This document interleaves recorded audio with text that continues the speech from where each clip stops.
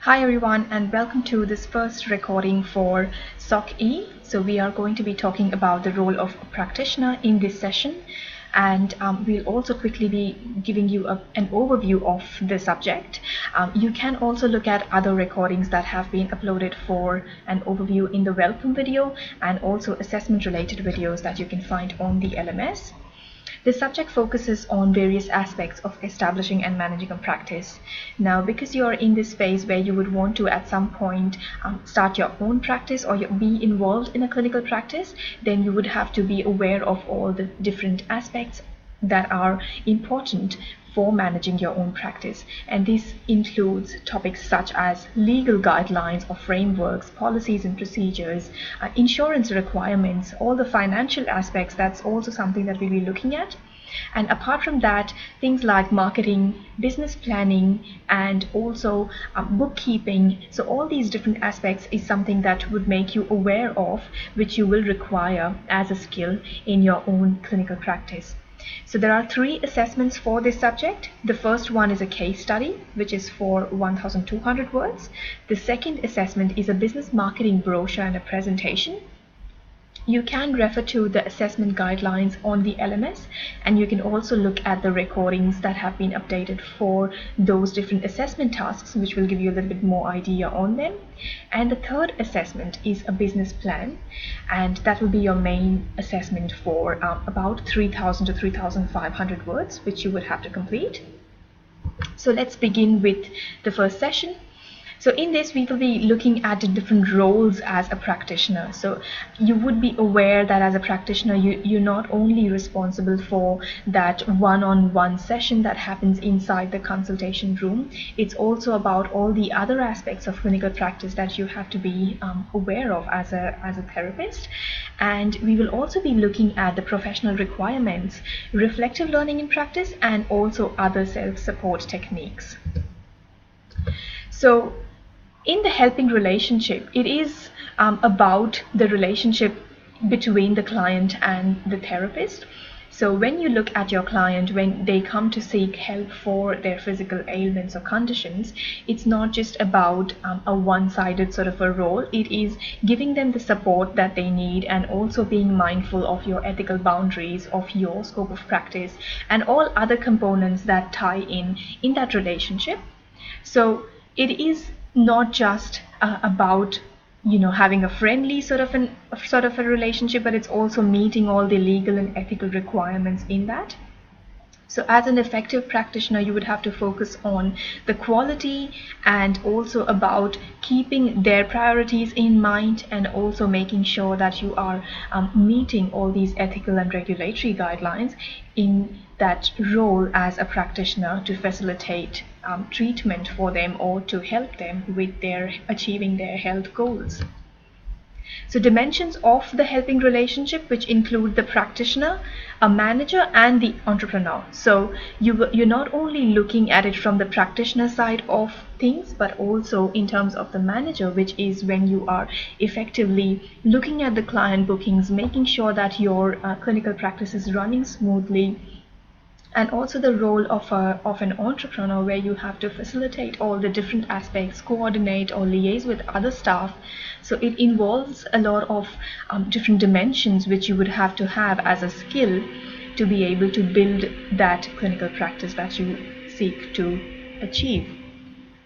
As an effective practitioner, it is someone who is able to listen to someone and listen to your clients, listen to their complaints with acceptance, provide them some support, and also in building a really good rapport or a trust and understanding in that process. So you will have to have good communication skills and good self-awareness in able to be an effective practitioner.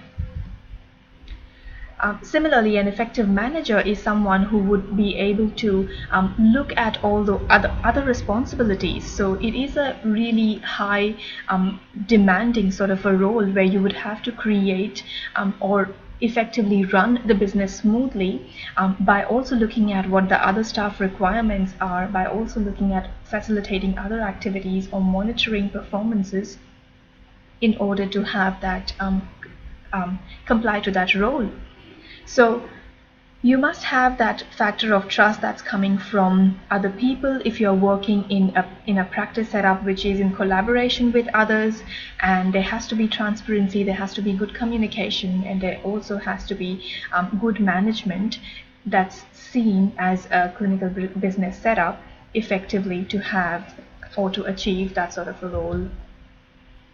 And thirdly, the effective entrepreneur, which is a central position. So it is a space where you're going to be creating new ideas, where you're going to be motivating other people, or you're also going to be engaging in other activities to help in achieving your business goals. So if there is a disequilibrium, or if there is a gap between the need of the customers or the consumers and the product or the services that's offered, then it is very difficult to run that business smoothly. So you would have to bring together all the factors. You would have to have an understanding of what the product or the services are offering in your clinical setup, and how does that meet the needs of the people that are wanting to access those services.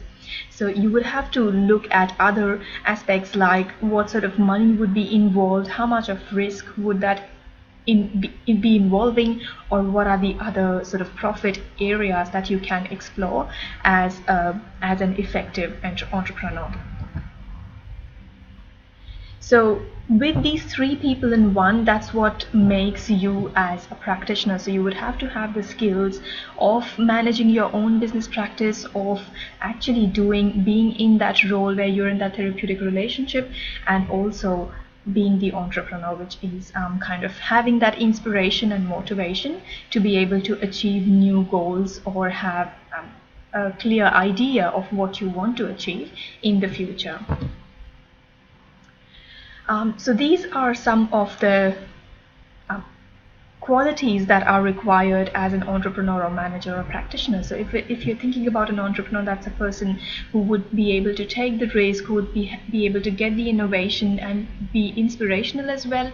Whereas manager is someone who would have to have effective communication skills and time management, and have the leadership skills as well to be able to drive the change or bring in new processes into place. And the practitioner, so as a practitioner, you would be able to get the patient to achieve their health goals by supporting them in every way, by giving them all the help that they need, and in facilitating that process as a specialist, which you are already developing a skill at this point in time. In terms of the professional requirements, we also need, as a practitioner, we need to have good time management and communication skills, and we also need to really remain focused and committed and motivated all the time, although it is difficult to remain focused or motivated all the time, and sometimes there would be times when you're not feeling up to that same level, or you feel that you don't have enough clarity. So at those times, there are certain techniques which you can use to help keep up those motivation level or keep up the focus, and this is something that we will be talking about later in this session. You'd also have to be constantly upgrading your skills and knowledge, because as a professional you would want to always stay in loop of what's happening, what are the new trends or changes, and how you can incorporate new techniques or new ways through which you can improve your business. It is also important to be compassionate and empathetic. So at the same time, you have to keep in mind that you have a personal life. You have to keep a balance of your work life and your personal life, and look at strategies that would help you in minimizing stress, and that will help you in achieving the personal as well as professional goals simultaneously. So I want to give you all some time to think about, you can probably pause here and think about some attributes or skills that you want to develop as a good practitioner. If you can think of examples of poor attributes, then you can write those down as well. So every person would have a different skill set, and we all need to develop certain abilities to be in the healing profession and to be able to give that sort of time and skills to be a good practitioner.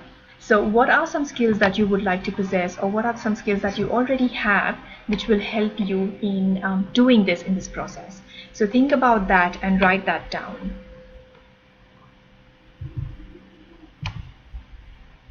So if we look at desirable qualities of a health practitioner, some really good qualities that you would want to see or you would want to have in yourself are these that have been listed here. So being self-aware, being able to communicate effectively, having a lot of flexibility and understanding of different cultures, also having a lot of respect and passion for the profession, and meeting all the other professional requirements such as confidentiality, privacy, being able to have your own professional boundaries, and having an awareness of your scope of practice, using referral techniques and all of these.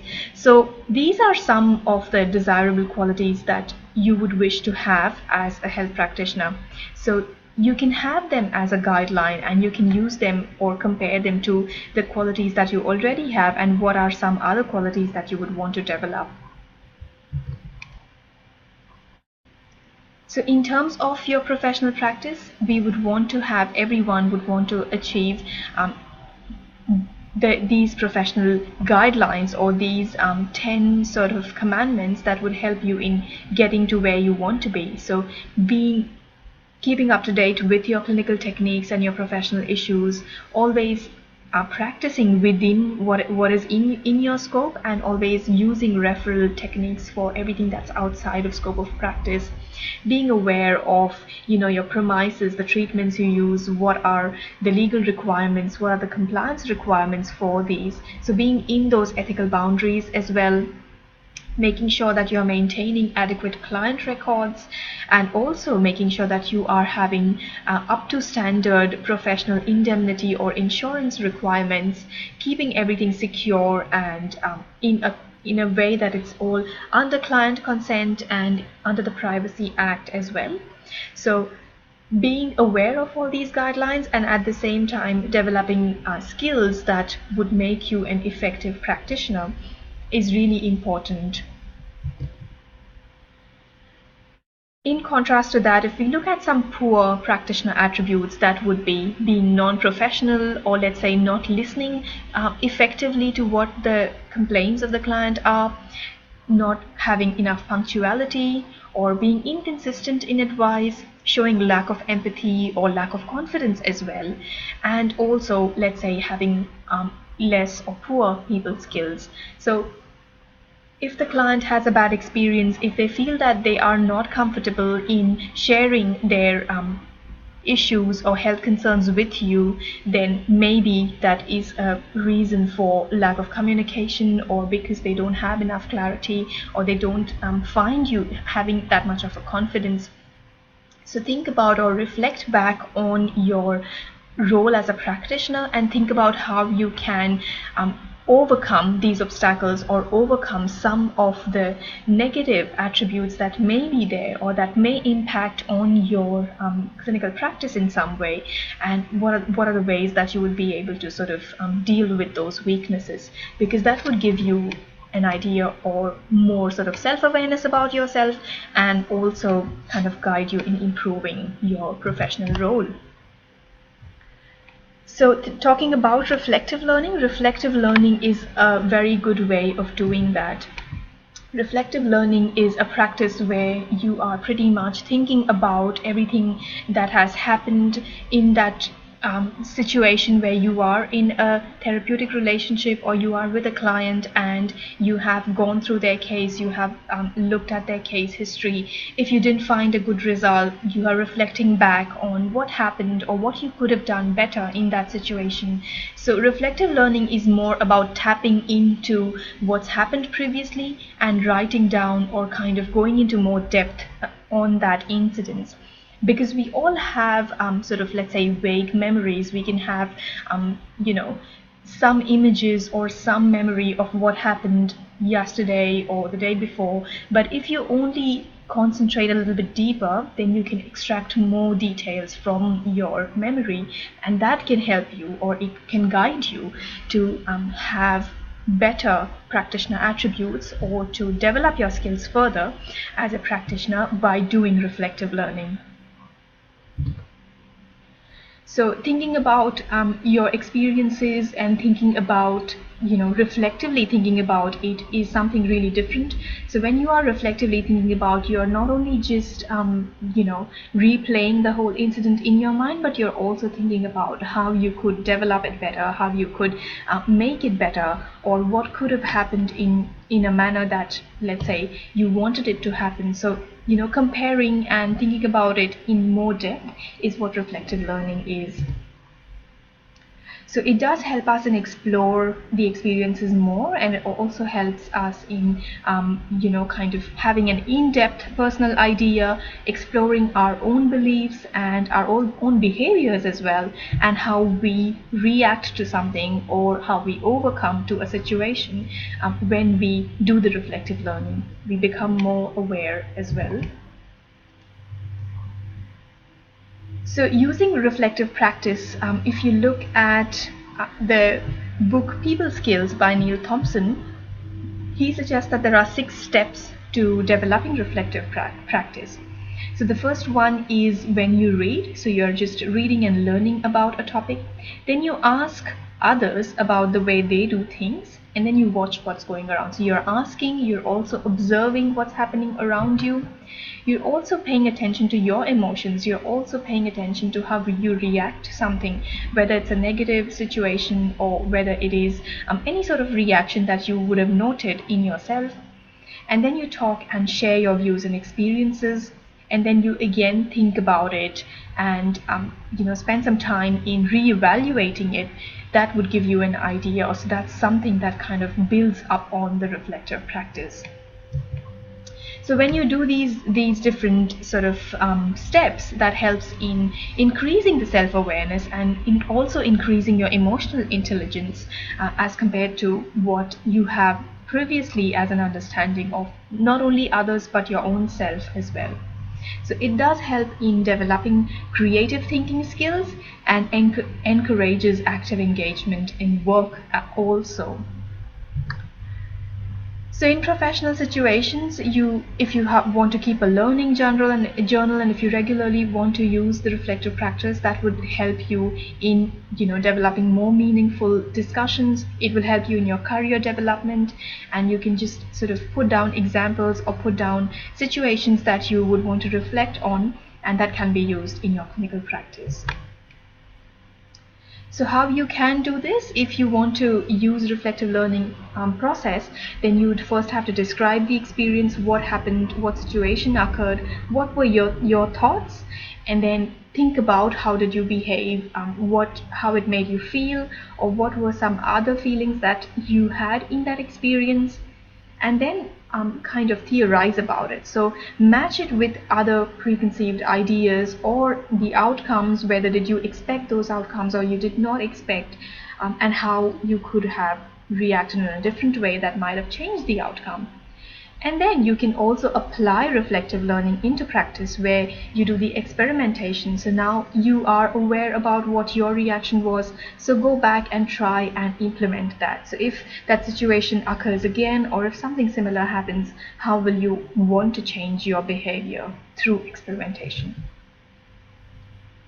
So as a practitioner and a manager and entrepreneur, on a piece of paper, write down some thoughts or feelings that you have. How prepared are you in stepping into these roles, or do you think that you need more experience and skills? And if you do, then what would be those skills, or what sort of experience would you need to prepare yourself better?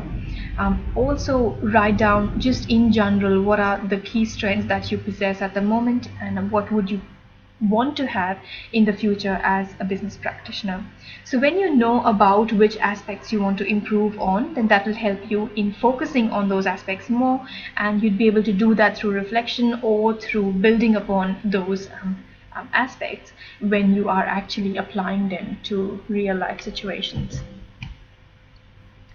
Other than that, there is self-support as well. So self-support is really important, because when you have personal resilience, that can be identified as a person's ability to adapt to stress and adversity. And we, as therapeutic practitioners, we do have a lot of stress that may come on because we are in that healing relationship. We are trying to give other people support and health guidance and medications and whatnot. So it is important to be resilient and to be able to adapt very quickly to disruptions or to other people's emotional stress as well that may build on, and that's why self-support techniques help you in doing that.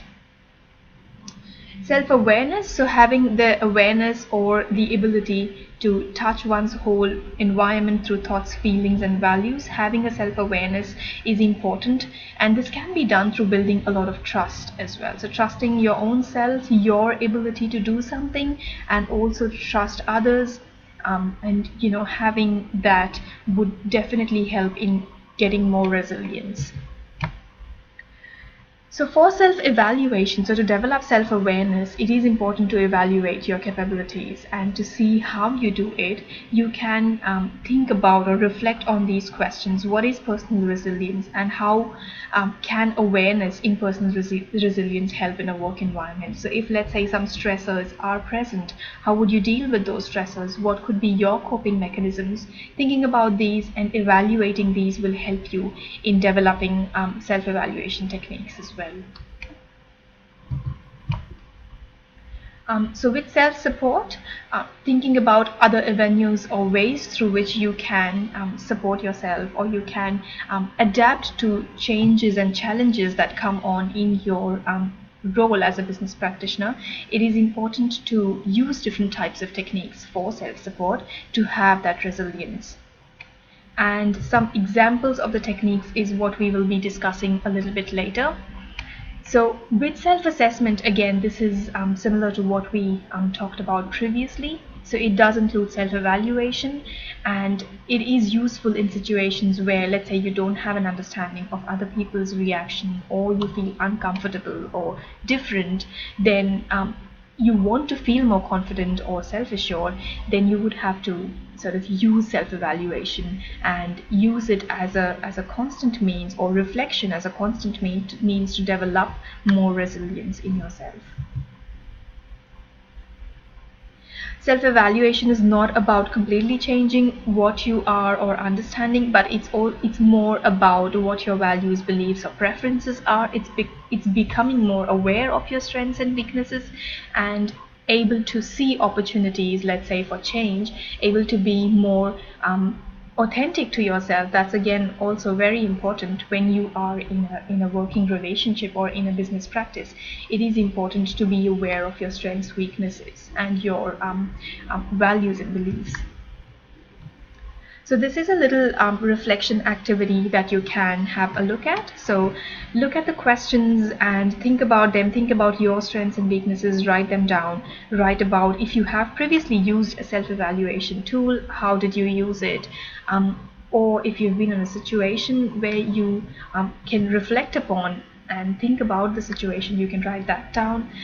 Any sort of experiences would help you in building your self-evaluation and reflection skills also.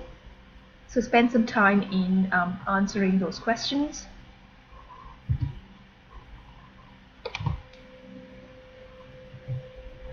So possible strengths and weaknesses that you could think of, especially the ones that would affect your role as a practitioner, are just listed here.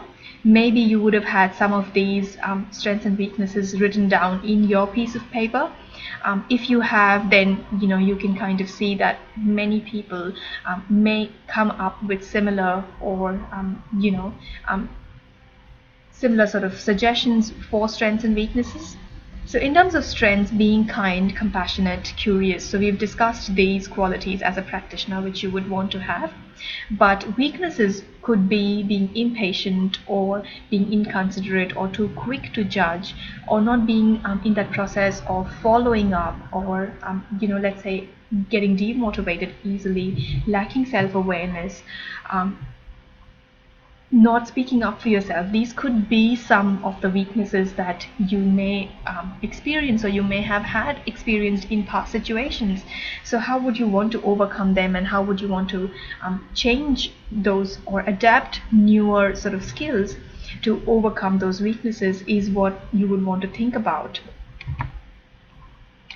So self-support techniques, this is what I was sort of mentioning previously. So there are different techniques which can be used for self-support, and some of these are doing meditation, doing yoga, using other different methods such as taking power naps, spending time with your family, or going on a walk or an exercise, or doing Pilates, or doing any other useful way through which you can release all that excessive energy and can feel very refreshed is really important.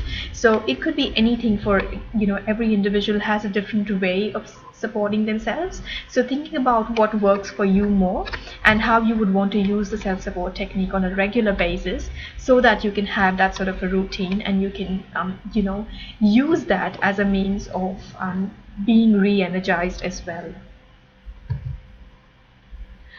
Places where you can receive support from could be through professional supervision.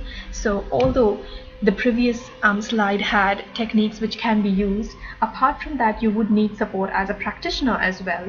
So having collaborating with people in the industry, or looking for developing networks in the industry through alumni groups or through other integrative medicine practitioners, friends and family, and also through professional supervision is also important. So these would help you in having that self-support if you are stuck in a case, or if you want to have some guidance or feedback from other practitioners that can be received through developing the networks and developing the communication from other people in the same modality. And other ways through which you can boost your immunity is through a nutritious diet. So making sure that you're following all the advice that you tend to give to your clients. So having a nutritious diet, using herbal therapies or ways through which you can sort of enhance your immunity, making sure that you have adequate sleep, and also exercising well. Managing stress through different self-support techniques is also important. Using natural remedies, trying out something that if you figured out a new recipe, trying it out, seeing how well it works, and incorporating your own diet with different types of foods, which you can also then advise to people who come to seek help from you. And also using mindfulness. So that's also another really important way of being more aware, reflecting on yourself, and also being developing self-resilience. So now we can talk about debriefing and professional supervision. So debriefing is a very important part of clinical practice.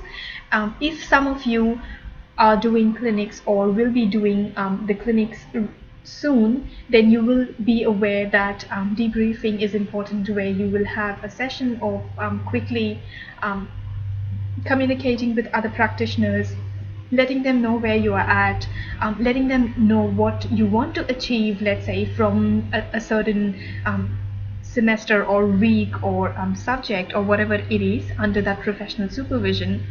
And it also kind of makes you aware of other people's experiences and how they apply their knowledge and expertise into practice, which you'd be able to know through your debriefing. So someone who can guide you to make improved professional or ethical decisions about your work. And this is sort of integrated into clinical practice as well. So professional supervision is something that is outside workplace. In case of our college, we do have the supervision within the campus itself, where you would be doing clinics, and that's why you will have your supervisors there to guide you, and the supervisors will be your first point of contact when you are debriefing them about your cases and about the way that you deal with clients and other aspects in your practice as well.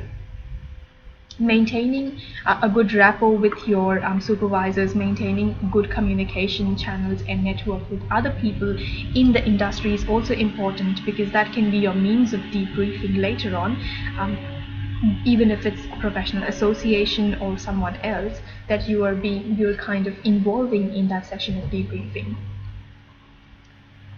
Okay, so that brings us to the end of the first session, and these are a few review questions that I want you all to spend some time in completing now. So what I want you all to do is think about these review questions and answer them in the discussion forum that is given for week 1. You will also find another handout or activity sheet for the discussion or tutorial questions in week 1, and you can use those as extra questions to kind of write in your discussion forum answers. Always remember that as you do more of discussions and as you kind of practice the questions more, it will give you an idea, or it will give you a recap, a revision of what we've done in the lecture content. So spend some time doing the tutorial activities and spend some time in kind of reviewing everything before you move on from one week to the other, and that is also going to be a good way of kind of keeping on top of things, being sort of prepared for assessments, and making sure that you are kind of, in time for your deadlines and due dates for the assessments as well. So think about these review questions and write them down, and don't forget to post your answers on the discussion forum as well, just so that other students can be sharing ideas and answers and be in that process with everyone also. Thank you, and I'll see you for the next session.